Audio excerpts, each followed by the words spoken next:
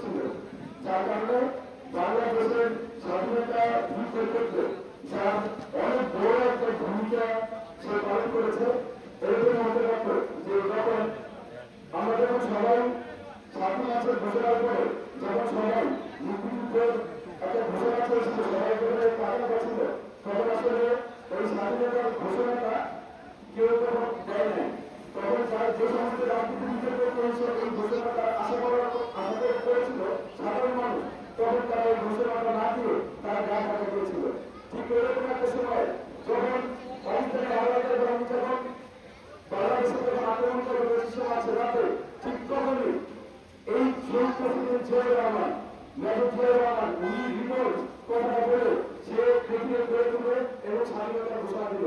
সুতরাং স্বাধীন বাংলাদেশের পিছনে তার একটা বক্তব্য একটা ভূমিকা রয়েছে। ওই সময় তিনি যদি এই ঘোষণাটা না দিতেন, একটা সামরিক বাহিনী থেকে যদি এরকম ঘোষণাটা না আসতো, তাহলে হয়তো সাধারণ মানুষ সমগ্রভাবে সবাই মিলে যে পাকিস্তানের বিরুদ্ধে যুদ্ধ করার যে সাহসটা, এই সাহসটা হয়তো তখন সাধারণ মানুষ হয়তো পেত না, হয়তো বাংলাদেশটা স্বাধীন নাও হতে পারত।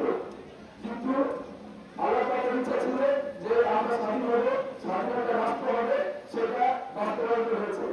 এবং আমি একটা ভিডিও একটা নিয়ে করে আমি বলতে চাই যে আমি এটা করার পিছনে শুধুমাত্র এই ঘটনার কারণে আমি এটা করি, এই প্রেসিডেন্ট জিয়াউর রহমানের কারণে আমি বিএনপিটা করি। সে যদি না থাকতো তাহলে আমি বিএনপি করতাম না।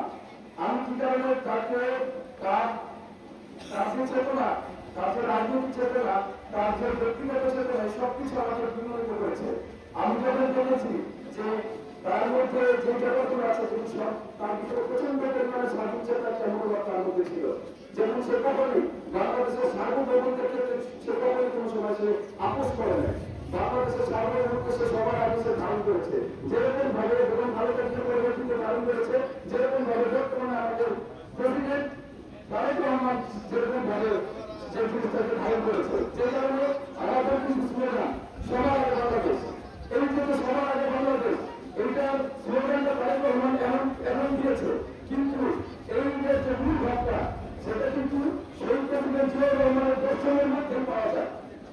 তো এই যে তার স্বাধীন চেতা যে মনোভাব, তার সার্বভৌমত্বের প্রতি যে আকর্ষণীয়তা এবং তার ব্যক্তিগত যে চরিত্রের যে ছোটতা, এই সমস্ত কিছু যে কোনো মানুষকে বিনোদিত না করার কোনো কারণ নাই।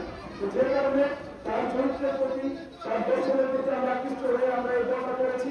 এবং এই সময়ের মধ্যে আজকে যেহেতু বিএনপি সরকার ক্ষমতা আছে, তিনি একটা কথা বলেছিলেন যে একটা আদর্শ কর্মীর লক্ষ্যটা কি, আদর্শ কর্মীর লক্ষ্য হচ্ছে যে তিনি হচ্ছে আদর্শ কর্মী যে সুসময় চরিত্র হারায় না, দুঃসময় যে দলকে ছেড়ে যে পালিয়ে যায় না। তো দুঃসময় এখানে